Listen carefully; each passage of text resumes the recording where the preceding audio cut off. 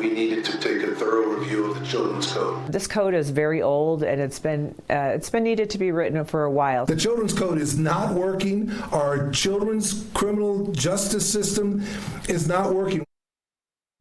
Children's Code, 2 words you've heard probably multiple times here on KOB4 in just the past few months. So state lawmakers on both sides of the aisle, they agree it needs a refresh, but they're not the only ones proposing some changes. Let's turn to Griffin Rushton at our state capitol with some updates on what the Children's Code Reform Task Force told lawmakers today about this system. Yeah, they did, Tessa. I mean, the Children's Code is a rather large piece of New Mexico law. Yes, it does deal with juvenile justice issues, but the Children's Code also deals with child welfare, including neglect and abuse laws. And it seems task force leaders, that's where they're focused at right now. They presented their expansive list of recommendations on what to change in here to state lawmakers today, and that includes revising the definition of neglected child, addressing concerns with negligent exposure to guns, and removing child prostitution terminology from state law, among many other changes. The group also is proposing the Crossover Child Act, which is meant to address the relationship between adverse childhood experiences and teenage crime.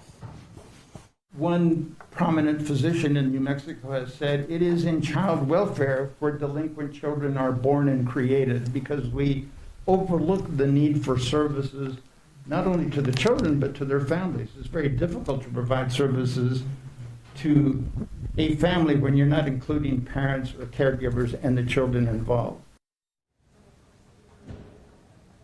State Senator Linda Lopez revealed that there are already several bills in the works based on many of the task force's recommendations. However, juvenile justice was not talked about a lot today, and that's usually the focus when we're starting to talk about the Children's Code. Bernalillo County District Attorney Sam Bregman and a bipartisan group of state lawmakers is pushing the legislature to rewrite parts of the Children's Code to increase the consequences and provide more accountability for teen suspects accused of violent crimes. The task force's report challenges those efforts with New Mexico-based research showing increased punishments for youthful offenders does not necessarily reduce juvenile crime.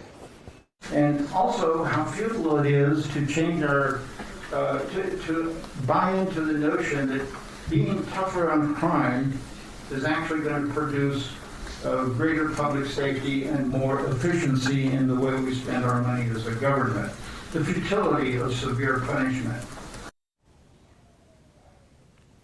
Now, task force leaders did not touch on juvenile crime any more than what they had just said right there. Instead, they focused on their own recommendations. So it does seem that there is going to be a potential uphill battle for DA Bregman as he tries to get state lawmakers on board with these Children's Codes changes, especially with this research that is challenging a lot of what he wants to do here.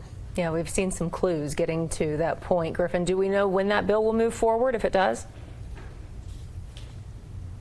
Not exactly just yet. Bregman's office confirmed today that they are now going to be backing Republican State Representative Andrea Reeves' proposal, which is proposing basically a lot of the same things. It seems they're going to be working together on this, but we can tell you that bill is still at the starting line tonight. Okay, long way to go there. Griffin, thanks so much. And of course, everybody at home, you can find all of our Children's Code coverage on KOB.com right now.